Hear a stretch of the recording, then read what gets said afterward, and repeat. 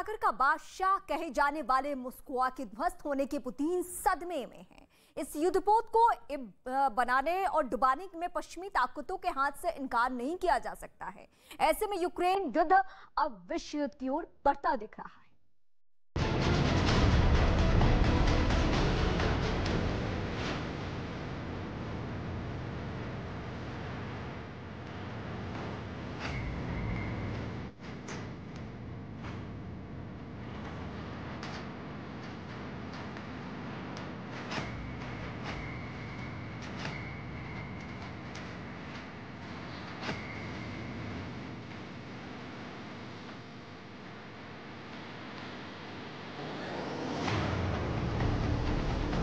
रूस कुछ दिनों में ही यूक्रेन को धूल चटाने का दम भर रहा था, लेकिन रूस का सपना पानी पानी होता दिख रहा है। मॉस्को से उठते धुएं से रूस का दम फूलता दिख रहा है। युद्ध के 49वें दिन पुतिन की नेवी का खास युद्धपोत देखते ही देखते ध्वस्त हो गया।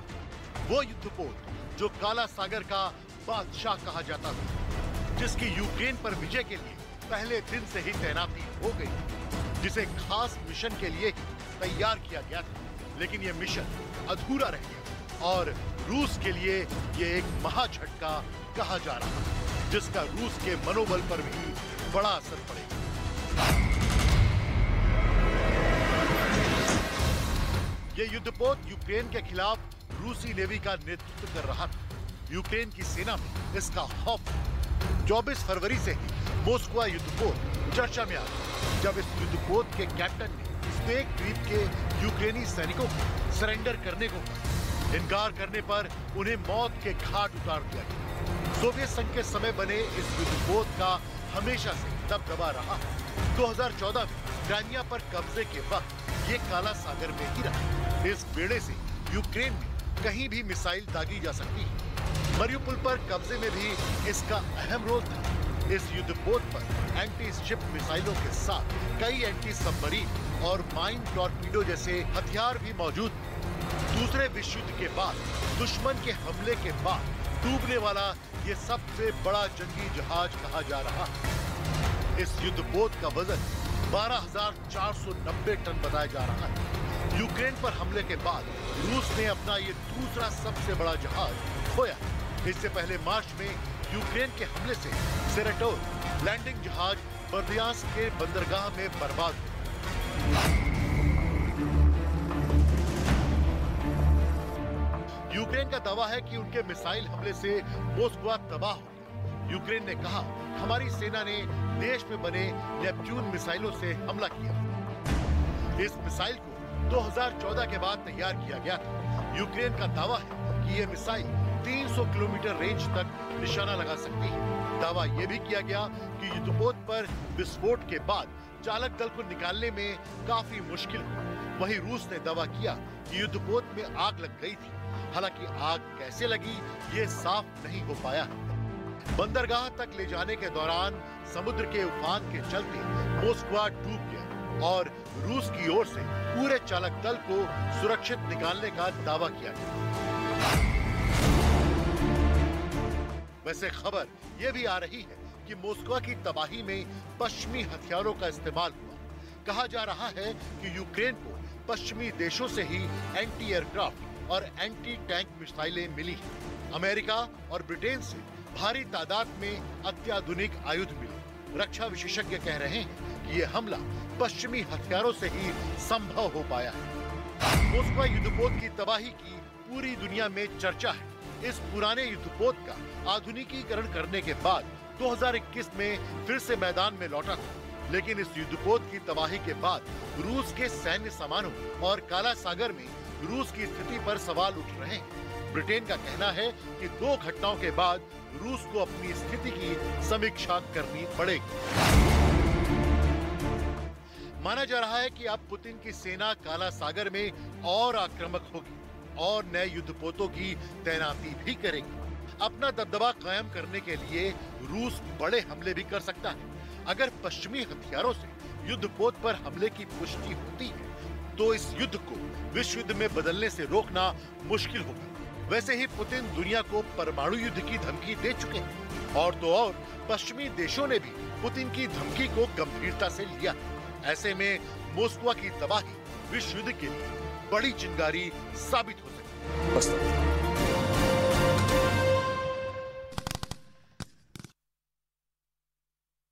और एक बार फिर से हम रुख करते हैं अपने सहयोगी रवि का। और रवि, इस वक्त हमें बताएंगे कि मॉस्को का पूरा इतिहास क्या है, उसका निर्माण कैसे हुआ। तो महाजंग में मोस्कवा नाम के इस युद्धपोत का तबाह होना कोई छोटी मोटी घटना नहीं है।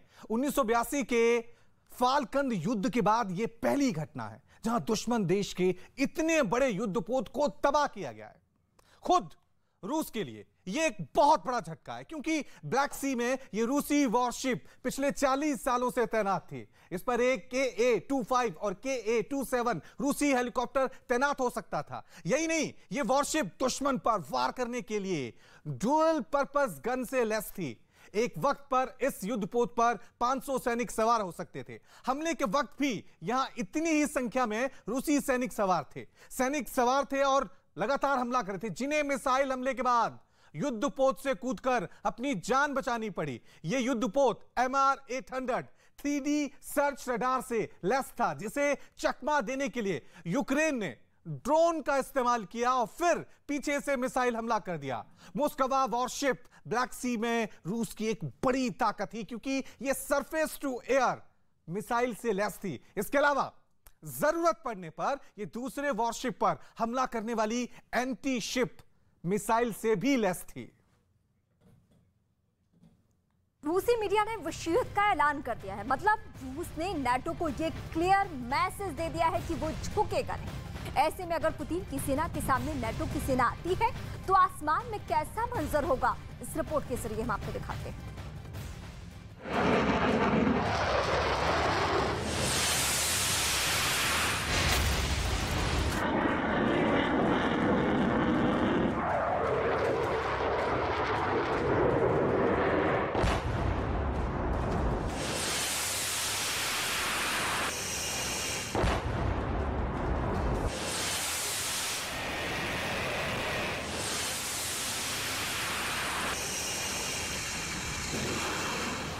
दुनिया के सबसे आधुनिक फाइटर जेट क्या एक दूसरे के खिलाफ उतरने वाले हैं?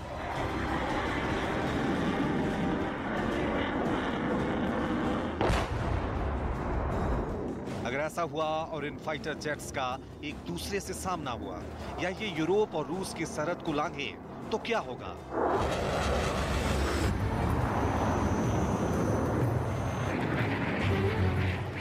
ऐसे हालात में क्या विश्व युद्ध रोका जा सकेगा? क्या यूक्रेन युद्ध के दौरान कहीं और परमाणु जंग के आसार बन रहे हैं?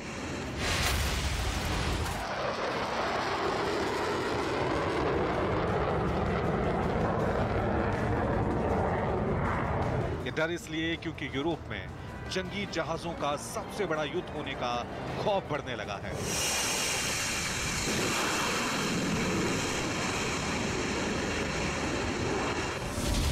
फिनलैंड और स्वीडन को रूस ने युद्ध वाला अल्टीमेटम दे दिया है क्योंकि दोनों नेटो में जाने की ख्वाहिश जाहिर कर चुके हैं। 20 दिनों में ऐसे 4 बड़े हवाई एनकाउंटर हो चुके हैं। इसमें नेटो और रूस के फाइटर आमने सामने आ चुके हैं।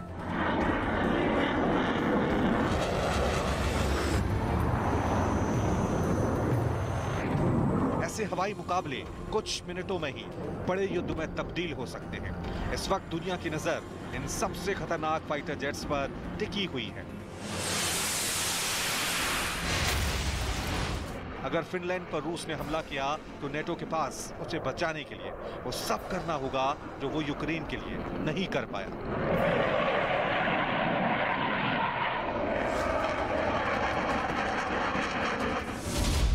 ऐसे में क्या नेटो के F-16 के मुकाबले में रूस का लड़ाकू जहाज सुखोई 27 उतरेगा?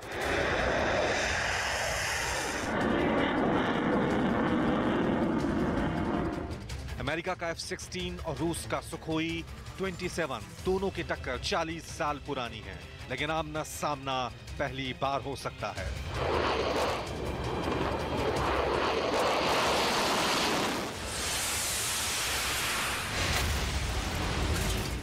पुतिन और बाइडेन के गोदाम इन दोनों विमानों से भरे पड़े हैं।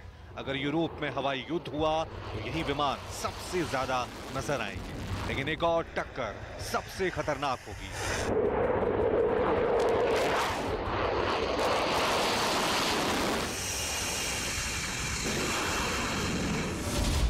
क्या मिग 35 के मुकाबले में सबसे फुर्तीला ग्रिपेन फाइटर जेट लड़ने वाला है?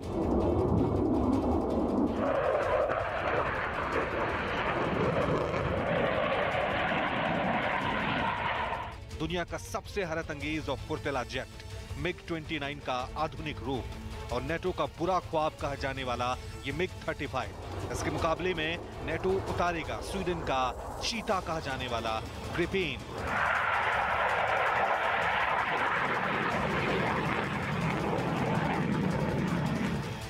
दोनों की डॉग फाइट हुई तो कहना मुश्किल है तो कौन सवा शेर साबित होगा।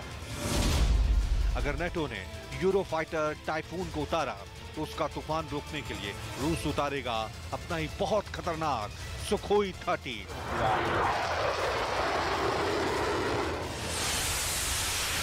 ये दोनों ऐसी रेंज में एक दूसरे का मुकाबला करेंगे जहां 100 किलोमीटर दूर से एक दूसरे पे हमला किया जाएगा। सुखोई 30 और यूरोफाइटर की लड़ाई में बियॉन्ड विजुअल रेंज वाली मिसाइल इस्तेमाल होगी।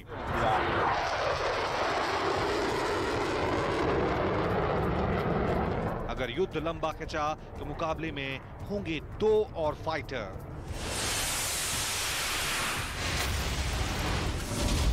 क्या रूस का बहुत ही भरोसेमंद सुखोई 35 अमेरिका के F-15 ईगल को धूल चटा देगा? ये दोनों ही फाइटर जेट दुनिया के सबसे खतरनाक लड़ाकू विमान माने जाते हैं।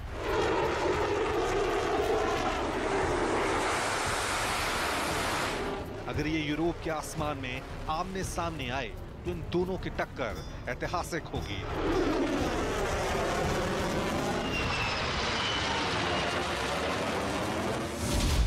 या फिर पुतिन के सबसे आधुनिक जेट सुखोई 57 का सामना दुनिया के सबसे आधुनिक फाइटर जेट F-35 से होगा।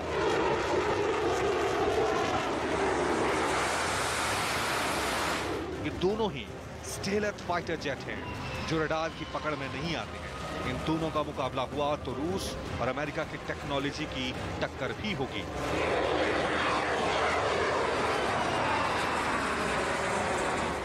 इसकी जीत होगी उसी के मुताबिक तय होगा कि कॉम्बैट एविएशन में रूस आगे है या अमेरिका। लेकिन इस जंग में दुनिया तबाह हो जाएगी। कुछ ही दिनों में मामला परमाणु हमले तक पहुंच सकता है।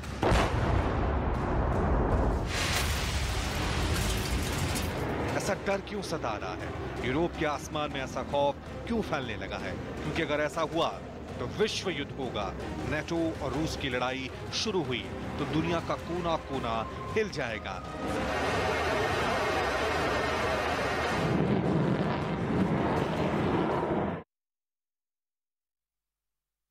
और इस वक्त की बड़ी खबर, रूस यूक्रेन के बीच युद्ध इस साल के अंत तक चल सकता है। CNN के मुताबिक अमेरिकी विदेश मंत्री एंटनी ब्लिंकन ने कहा है कि अमेरिका का मानना है कि रूस यूक्रेन जंग 2022 के अंत तक चल सकती है। ये बातें CNN ने 2 यूरोपीय अधिकारियों के हवाले से बताई। और इस वक्त की बड़ी खबर, सिर्फ मई तक नहीं, जो हम रूस के हवाले से खबर बताते थे आपको कि 10 मई वो डेडलाइन है पुतिन की तरफ से। ये 10 मई ही नहीं बल्कि साल के आखिर तक, 2022 के आखिर तक ये युद्ध लड़ा जा सकता है, क्योंकि ज़ेलेंस्की को सपोर्ट में हथियारों के तौर पर दूसरे देश सामने आ चुके हैं। ये शुरुआती वक्त से हम देख रहे हैं और रूस को मुंहतोड़ जवाब यूक्रेनी सेना देती हुई नजर आ रही है। दावा यह है कि 20,000 अभी तक 20,000 सैनिक मारे जा चुके हैं और सिर्फ मई तक नहीं बल्कि साल के आखिर तक ये युद्ध चलेगा। CNN के हवाले से इस वक्त की बड़ी खबर। पश्चिमी देशों का जो स्टैंड है वो क्लियर है कि किसी भी सूरत में पुतिन की सेना यूक्रेन पर काबू ना कर सके और इसको लेकर जो भी हो सकता है, जितना भी संभव है, उतनी मदद की जा रही है यूक्रेन।